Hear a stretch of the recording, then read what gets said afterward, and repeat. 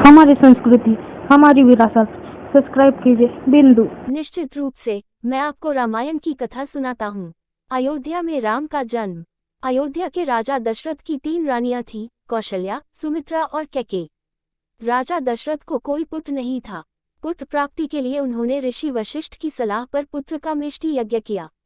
यज्ञ के फलस्वरूप भगवान विष्णु ने राम, लक्ष्मण, भरत और शत्रुघ्न के रूप में अवतार लिया। राम कौशल्या के पुत्र थे, लक्ष्मण और शत्रुघ्न सुमित्रा के और भरत कैकेयी के पुत्र थे। राम का वनवास। राम के युवा होने पर ऋषि विश्वामित्र उन्हें और लक्ष्मण को अपने यज्ञ की रक्षा के लिए वन में ले गए। वहां उन्होंने ताड़का और सुबाहु जैसे राक्षसों का वध किया। इसके बाद वे जनकपुर गए, जहां राम ने शिव धनुष तोड़कर सीता से विवाह किया। अयोध्या लौटने पर राजा दशरथ ने राम को युवराज बनाने का निर्णय लिया, लेकिन कैकेयी ने अपनी दासी मंथरा के बहकावे में आकर राजा दशरथ से अपने 2 वरदान मांगे। पहला, भरत को राजा बनाया जाए और दूसरा, राम को 14 वर्ष का वनवास दिया जाए। राजा दशरथ ने कैकेयी के वरदानों को स्वीकार कर लिया।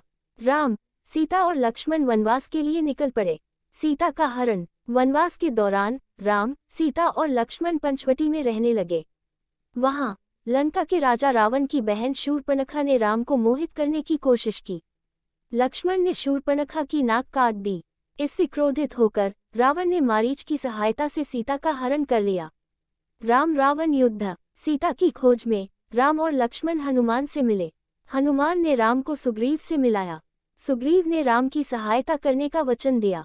हनुमान ने लंका जाकर सीता का पता लगाया और राम को ये संदेश दिया। राम ने वानर सेना की सहायता से लंका पर आक्रमण किया। राम और रावण के बीच भयंकर युद्ध हुआ, जिसमें रावण मारा गया।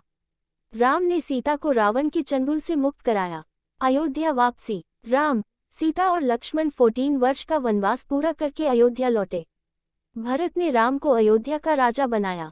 राम ने न्याय और धर्म का पालन करते हुए प्रजा का पालन किया। रामायण के महत्वपूर्ण पहलू। यह महाकाव्य हमें धर्म, कर्तव्य, प्रेम और त्याग के महत्व के बारे में सिखाता है। ये हमें बताता है कि बुराई पर हमेशा अच्छाई की जीत होती है।